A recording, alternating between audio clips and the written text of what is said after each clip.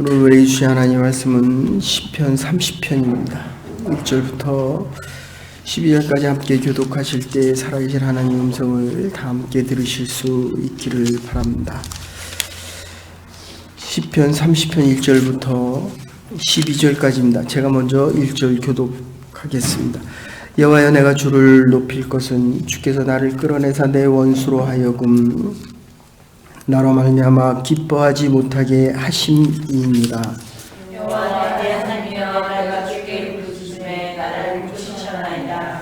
여호와여, 주께서 내 영혼을 스올에서, 사망에서 또는 죽음에서 또는 무저갱에서 끌어내어 나를 살리다 무덤으로 내려가지 아니하게 하셨나이다.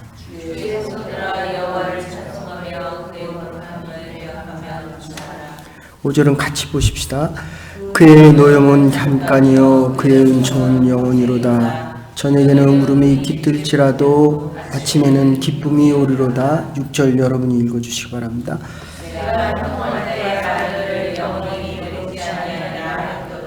여호와여, 주의 얼굴로 나를 산같이 굳게 하셨더니 주의 얼굴을 가리심에 내가 근심하였나이다.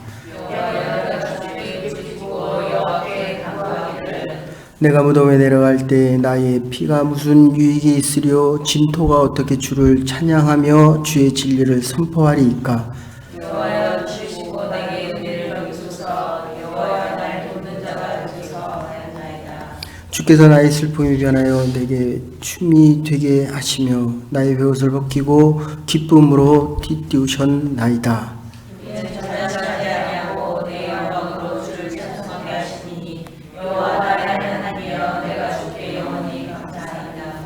아멘. 전체적으로 설명드리면 1절부터 5절까지 어려움 당하고 있는 이 다윗이 하나님께서 주시는 새로운 기쁨 속에 1절부터 5절까지, 근데 5절에 뭐라고 얘기합니까? 우리가 아무리 고통스럽고 아무리 힘들어도 눈물로 침상을 적시며 잠이 들지라도 아침에는 기쁨이 나를 찾아온다 하는 말씀입니다. 그리고 6절부터 다시 10절까지는 다윗이 얼마나 고통스러웠냐고 하면 죽은 사람들이 입는 이 베옷을 기쁨이 오면서 반전이 일어나는 것입니다. 하나님께서 나를 영광과 기쁨의 찬양의 옷으로 입히셨도다. 그래서 11절과 12절은 내가 여호와 하나님을, 살아계신 여호와 하나님을 찬양하고 영원토록 감사하며, 12절 마지막에 이 고백이 그렇습니다. 잠잠하지 않고 내 영광으로 주를 찬송하리니 여호와 나의 하나님이여 내가 주께 영원히 감사하리이다. 이 말씀 한 구절 가지고도, 그러니까 나를 살려주신 여호와 하나님, 제가 이 말씀을 준비하면서 그런 생각을 해봤습니다. 다윗의 소원은 뭐였습니까? 왕이 아니었습니다. 하나님을 찬양하는 것이었습니다. 어디서? 여호와의 전에서.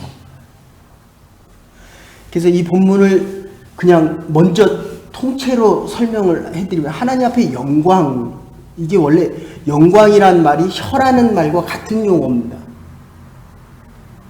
그래서 하나님께서 나를 살려주셨으니 내가 생명이 있게 살아있기 때문에 내 혀로 뭘 한다? 여호와 하나님을 찬양한다는 거예요.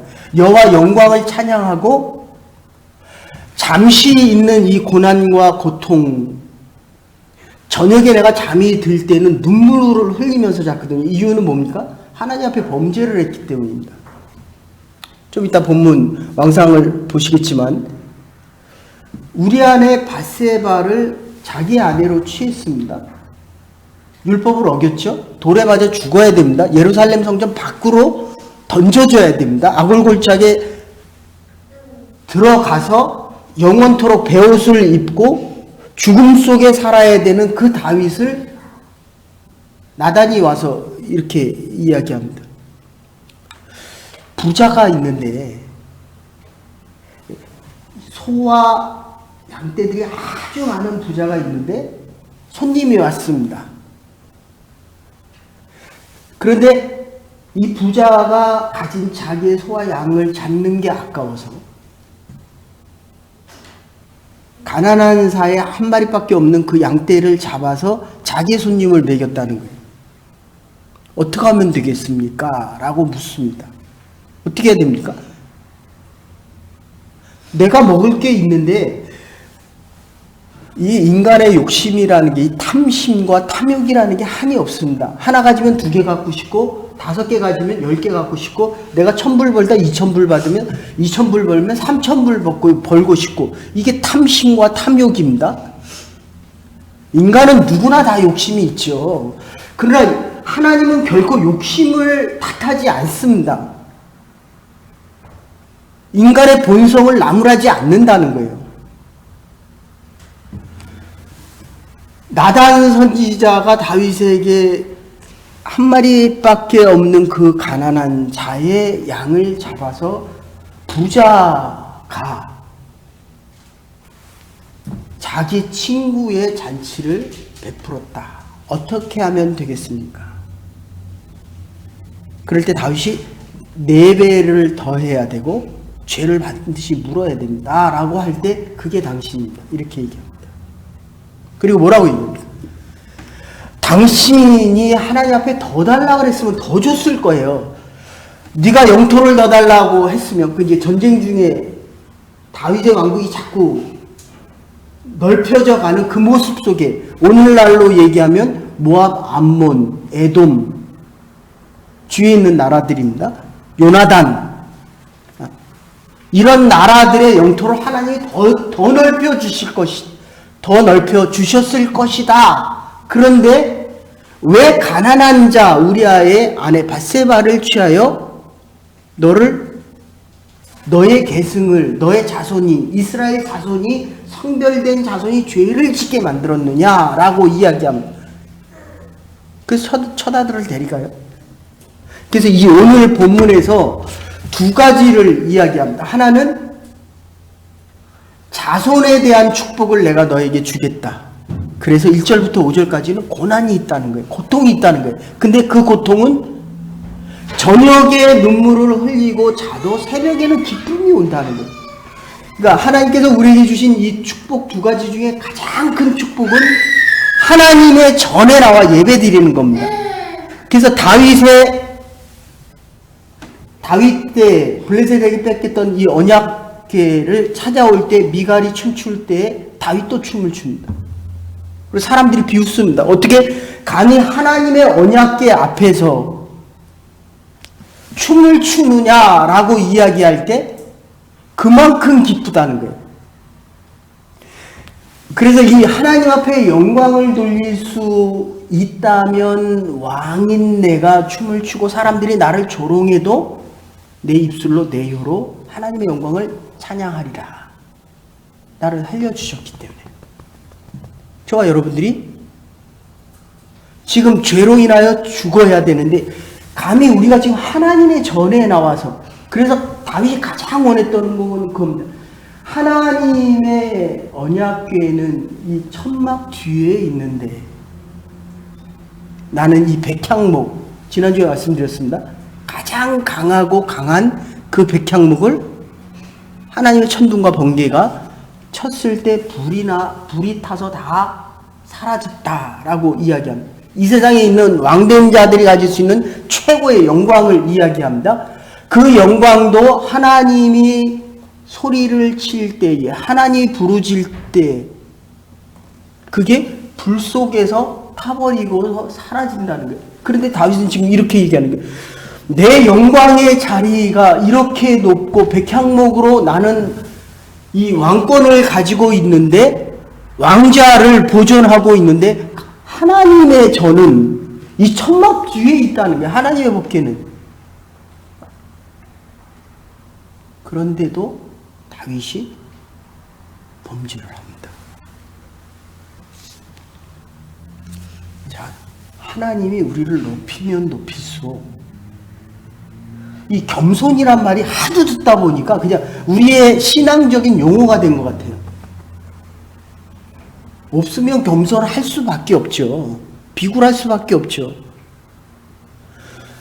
믿음의 부요함과 풍성함이 넘쳐도 하나님을 바라보면 겸손할 수밖에 없잖아요. 모르는 게 자꾸 많아지잖아요. 저는 요새 이 말씀을 준비하면서 그런 생각 참 많이 합니다. 이 말씀을 그렇게, 그러니까 옛날에는 목사가 되기 위해서 그래도 괜찮고 잘된 목사가 위해서 일평생을 살아왔는데 지금 보니까 사람이 안 됐어요. 사람이. 아내한테 화를 내고 자식한테 신경질 내고 여러분이 보이는데 보이지 않는 곳에서도 나는 그래도 적어도 내가 혼자 살 때와 남이 살 때 남 앞에서의 모습이 같다라고 생각했는데 이제 보니까 너무 비굴한 거예요. 좀 안 아팠으면 좋겠다. 사람이 되라는 거예요. 사람. 60이 되니까. 그리고 어렸을 때는 그래도 모범생으로 살았다라고 얘기했는데 이제 더 지나 보니까 어린아이 같지 않으면 천국에 못 간다.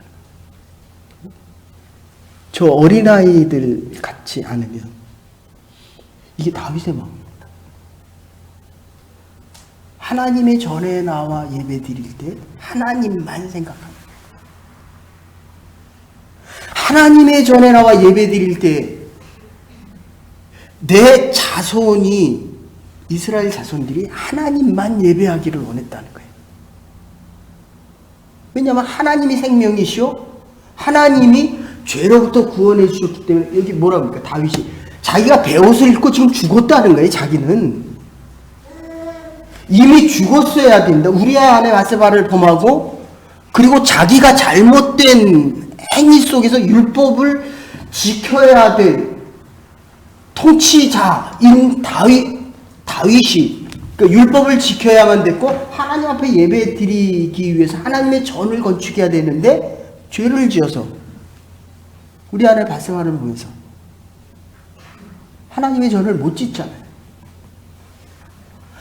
가장 큰 소원이 하나님의 이 언약궤가 블레셋에서 돌아온 이 언약궤가 하나님의 전에 예루살렘 성. 그래서 그 예루살렘이 세계에서 가장 소중한 자산, 유물일 뿐만 아니라 역사적인 유물일 뿐만 아니라 이슬람과 유대인들이 같이 예배드리잖아요. 반쪽씩 잘라가고. 그것 때문에 전쟁하는 거예요. 그게 중동 전쟁의 모든 밑바닥이 있습니다. 그럴 때 하나님께서 뭐라고 해요? 너의 집안에 칼이 끊이지 않겠다.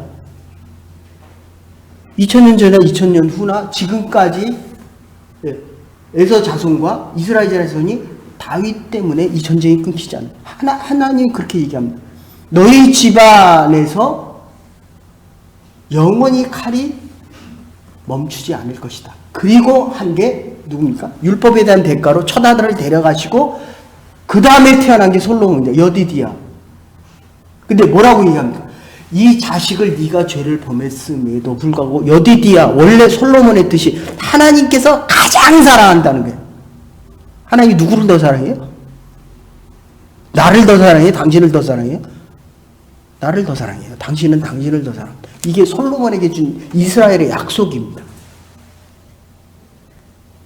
사랑하는 여러분, 이 30장 시편 어느 편 150편에 다 그렇지만 죄를 회개하면서 하나님의 전에 나와 언약궤 앞에서 예배 드리는 이 기쁨 속에서 마지막은 늘 영원토록 하나님의 전에서 하나님을 높이며 찬양하며 하나님 앞에 감사하리라 라고 이렇게 끝나거든요. 이틀이 변함이 없는데 그때마다 다윗이 감사하는 방법이 다릅니다. 그러니까 사람이잖아요. 그죠? 근데 사람답게 못 살잖아요. 그리스도인이잖아요. 근데 복음 증거 못하고 살아가잖아요. 그래도 하나님 변함없이 우리를 사랑하신다. 다윗이 그렇게 아픔과 고통을 고백했음에도 불구하고 하나님 변함없이 예배드리는 다윗을 통해서 언약궤 앞에서 뛰놓는 하나님의 영광, 내 혀로 하나님을 찬양하는 겁니다. 살아있기 때문에 찬양하는 거예요. 그런데 하나님을 모르는 자들, 그러니까 하나님을 모르는 자들은 우리 하나님의 사람들이 잘 되고 기쁘게 사는 것을 싫어한다는 거예요. 이게 사단이 주는 전술입니다. 그냥 잘 때마다, 사람을 볼 때마다 있는 곳에서 하는 일을 가지고 불평하게 만듭니다. 아이고 죽겠다. 어떻습니까? 하루 일과 끝나면 하나님 너무 감사합니다. 나에게 이런 생명 주셔서 이러한 믿음 주셔서 내가 오늘 하루를 이렇게 하나님 앞에 나와 예배드리고 이렇게 일을 할 수 있어 얼마나 감사한지 모릅니다. 내 혀를 가지고 하나님을 찬양합니까? 내 혀를 가지고 불평과 원망합니까? 그래서 이 1절부터 시작되는 게 하나님을 모르는 자들은 우리가 기쁘게 사는 것을 자꾸 막고 방해한다는 거예요. 사단은 우리로 하여금 죄가 있다라고 이야기합니다. 이것을 다윗이 오늘 5가지로 이야기합니다.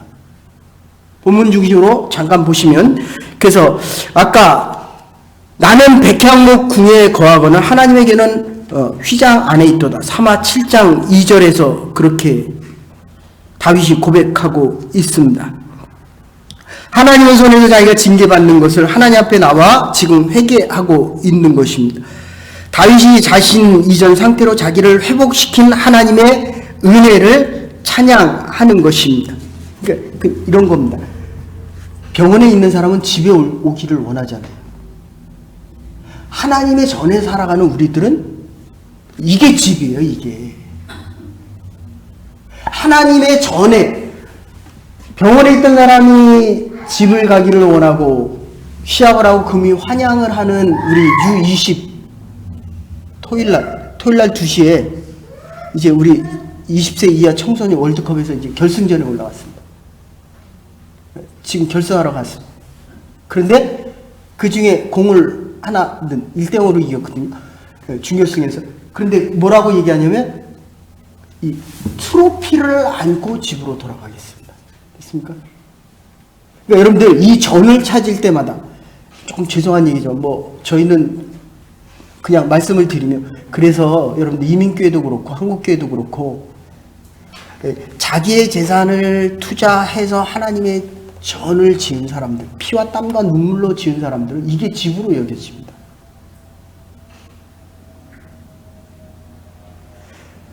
좀 죄송하지만 제가 목사지만 저는 하나님의 집을 지을 때까지만 해도 저희 아버님이 집을 사질 않았어요. 하나님의 집을 먼저 져야 된다고. 그 참 가난하게 살았습니다. 근데 뒤집어 보니까 어떻게 됩니까? 하나님의 전을 지었기 때문에 하나님의 백성들이 복받고 사는 거예요. 이 집의 개념이 바뀌어야 돼. 내 집이 더 좋은 게 아니라 하나님의 집이 더 좋아야 된다는 거예요. 그러니까 우리 머릿속에 하나님의 집을 지을 생각, 이 목사가 그 마음이 없으니까 전의 교회에서도 그랬고 이 교회에서도 그렇습니다. 여러분의 생각이 바뀌셔야 됩니다. 여러분의 자녀들이 복되게 하나님의 복을 누리고 살아가기를 소원한다면 다윗처럼 하나님의 집을 짓는 것이 그의 소원이었어요. 근데 못 짓잖아요. 죄를 범했기 때문에. 그래서 이스라엘 자손들이 축복받는 자녀들로 살아간다는 겁니다.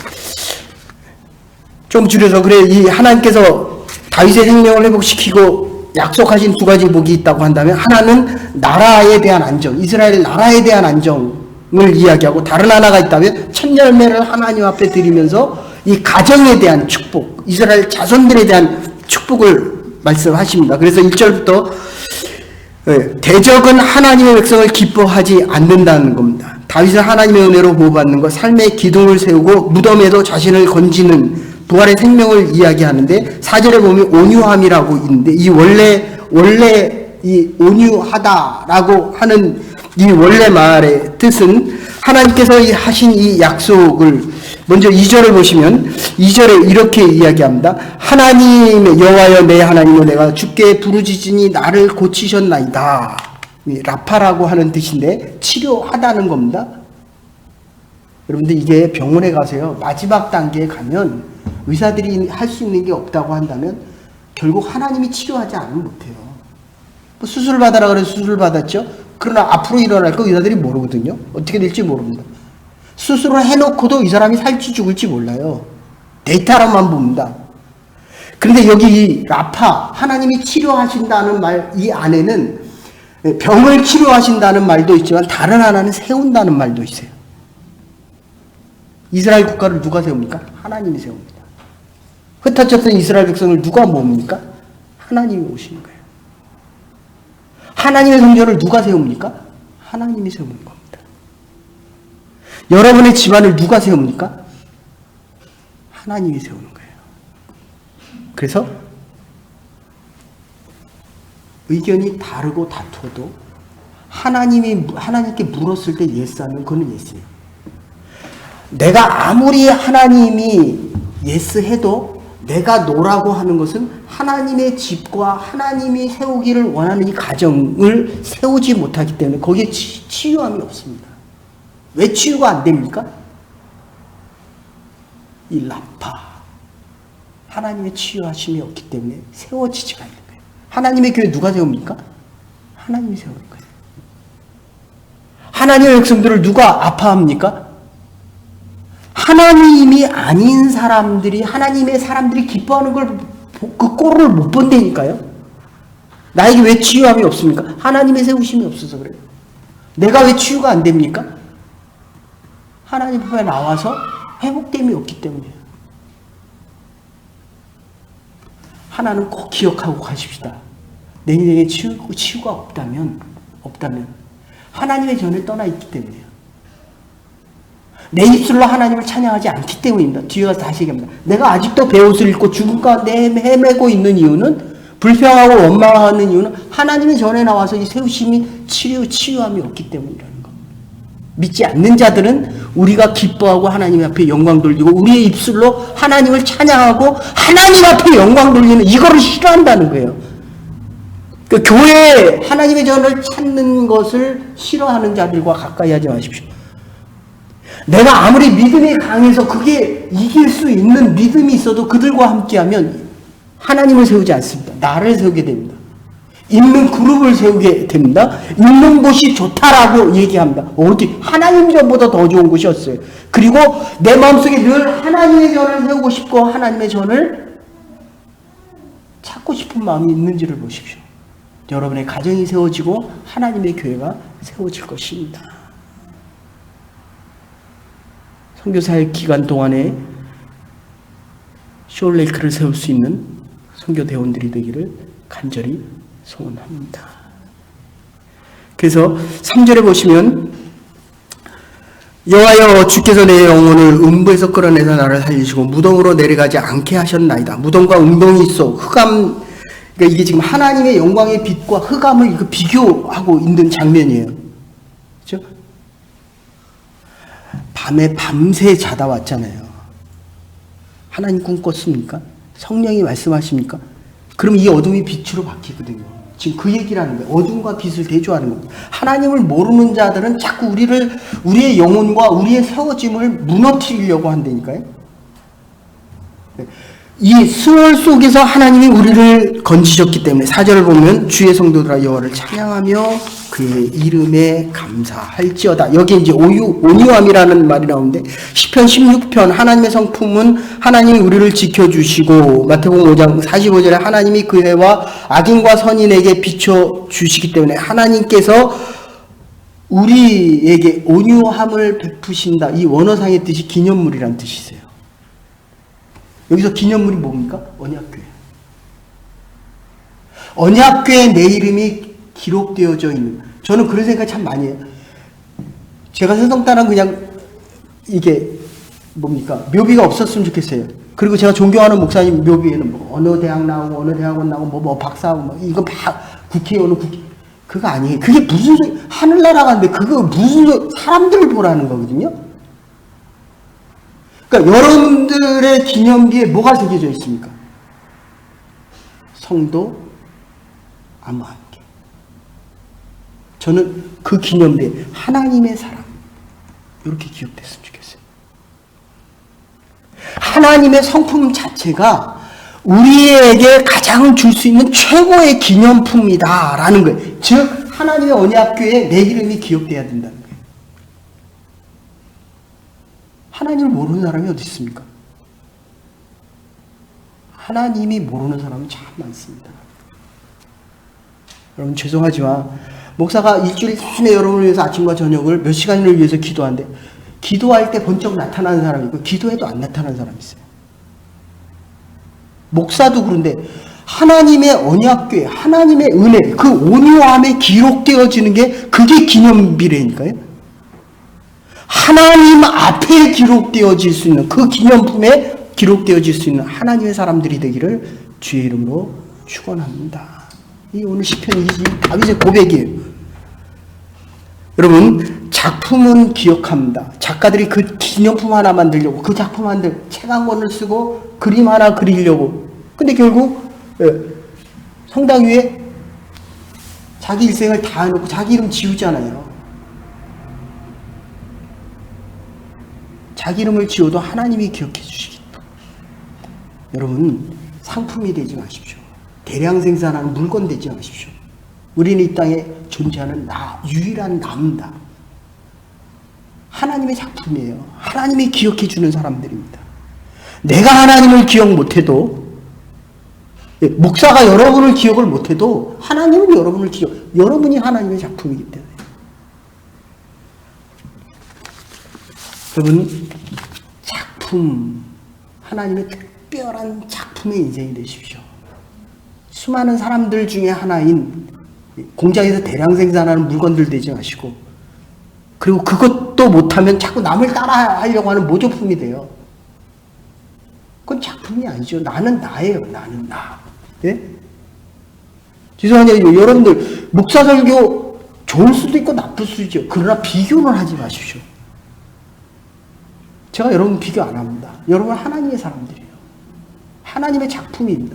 시간이 없어 그래서 뒤에 내용이 많은데 그래서 하나님의 노여움과 하나님의 은총이라는 얘기는 우리 잠시 받은 우리가 잘 아는 고린도후서 4장 17절 18절 우리의 잠시 받은 환난은 경한 것이고 지극히 크고 영원한 영광은 중한 것인데 영광은 크고 중한 것이기 때문에 우리에게 이루어지게 하기 위하여 우리의 돌아보는 것은 보이는 것이 아니요 보이지 않는 것이니 보이는 것은 잠깐이요 보이지 않는 것은 영원함이니라.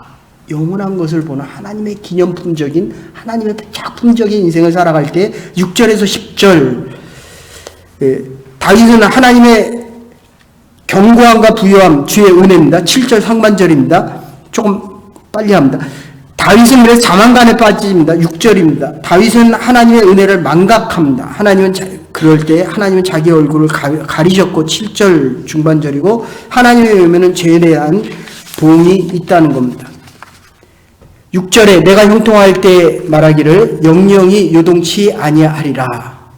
예레미야 31장 18절에 하나님께서 자기를 훈련시키기 전에와 멍에에 익숙지 못한 자신을 야생 송아지다 이렇게 이야기를 합니다. 히스기야 왕도 하나님이 모든 열 방이 침입할 때 사내리부터 구해줬습니다. 자기 자랑하다 병들었어요. 근데 하나님이 살려주셨거든요. 그랬더니 또 자랑해요. 자기 곳간을 모든 사람들에게. 그러니까 여러분들 이렇게 생각하세요. 머리부터 발끝까지 하나님이 안 주신 게 어디 있어요? 하나님이 불러가시고 죽은 거예요. 그게 배옷이에요. 오늘 나오는 배옷이에요.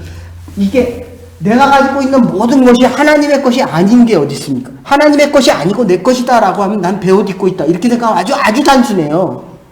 하나님의 전에 나와 하나님의 일을 하는데 왜 저 사람이 싫어요?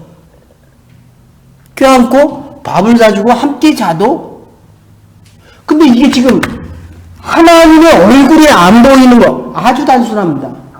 교만과 자만심 때문에 그래요. 하나님의 얼굴이 안 보일 때 다윗이 교만했습니다.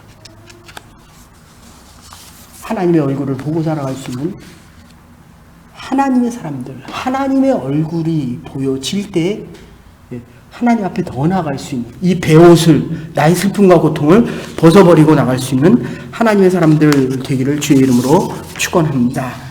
내가 죽음으로 하나님 거기서 이제 이런 얘기하는데 9절에 내가 죽음으로 하나님이 얻을 수 있는 유익이 무엇입니까? 예수 그리스도의 대속을 통해서 죽었기 때문에 내 피가 더 이상 소용이 없습니다. 이렇게 얘기하는 겁니다. 그래서 진토가 주를 찬양하며 주의 진리를 선포하리이다. 10절에 보시면 불평에서 새로운 희망을 생각하면서 하나님 앞에 도움을 호소합니다. 반전이 일어납니다. 그래서 11절에서 11절 보시면 하나님의 얼굴을 보지 못하던 진토의 슬픔과 베옷에서 영광의 찬양을 하나님 앞에 하겠다라고 이야기를 합니다. 하나님 앞에 찬양하고 이제 새롭게 하나님의 영광을 드러내기 위해서 감사와 불평과 원망이 이제 하나님을 위한 기쁨과 찬양으로 바뀌는 것을 볼 수 있게 됩니다. 결론적으로 요거 잘 보십시오. 춤추는 자들, 하나님의 어깨를 제자리에 놓을 수 있어야 됩니다. 늘 내 삶에는 하나님의 언약궤가 내 삶의 최고가 되고 있어야 된다. 그래서 새벽기도는 정말 중요합니다. 목사가 다시 새벽기도 할 수 있도록 기도해 주십시오. 하나님의 어깨가 최고가 돼야 돼요. 그래서 아까도 말씀드린 살아있기에 하나님의 영광을 찬양하고, 이 영광이란 말은 이 혀로 하나님을 찬양하고 남을 비난하고 비판하고 남이 잘 되는 걸 싫어하는 자들이 아니라 이 혀로 하나님을 찬양하기 때문에 살아있는 모든 자들에게 하나님의 뜻대로 고린도후서 7장 10절 근심하지 않게 하고 법궤를 사마 6장 16절 하나님의 법궤 언약궤를 제자리에 돌려놓습니다. 그래서 12절 잠잠치 아니하고 내 영광으로 주를 찬양하며 여호와여 나의 하나님이여 내가 주께 영원히 감사하리라. 아까도 말씀드렸지만 이 영광이라는 것은 시편 16절 9절에 하나님의 혀로 표현되고 있습니다. 오 하나님 주께서 목적을 위하여 나를 지켜주셨기 때문에 나의 생명을 주셨기 때문에 내가 잠잠치 아니하고 하나님 앞에 영광을 돌려드리겠나이다. 탈취된 내 생명, 빼앗긴 내 생명이 아니라 내 생명을 다시 주셨기 때문에 내가 이 기쁨과 영광의 옷을 입고 베옷을 벗어버리고 기쁨과 영광의 옷을 입고 평생토록 여호와 하나님을 찬양하려. 아멘. 평생토록 이 베옷을 벗어버리고 하나님의 영광을 찬양하며 하나님 앞에 감사하며 여호와 나의 하나님이여 내가 영원히 감사하리이다. 이 고백이 저와 여러분과 하나님의 교회 늘 충만할 수 있기를 주의 이름으로 축원합니다. 이제는 병어리 되신 우리 주 예수 그리스도의 극진하신 은혜와 하나님의 원하신 사랑과 성령의 감동 교통하심이 내가 잠잠하지 않고 내가 영원토록 주를 찬양하며 여호와 하나님이 나의 삶 속에 영광 받으시기로 결단하는 주의 백성들과 하나님의 교회와 우리의 남은 날들 위해 이제로부터 영원토록 함께 하시옵기를 축원하옵나이다. 아멘. 평생토록 하나님을 찬양하며 영원토록 하나님 앞에 감사하며 살아갈 수 있는 믿음의 백성들과 하나님의 복된 교회와 하나님의 사람들이 되기를 간절히 소원합니다.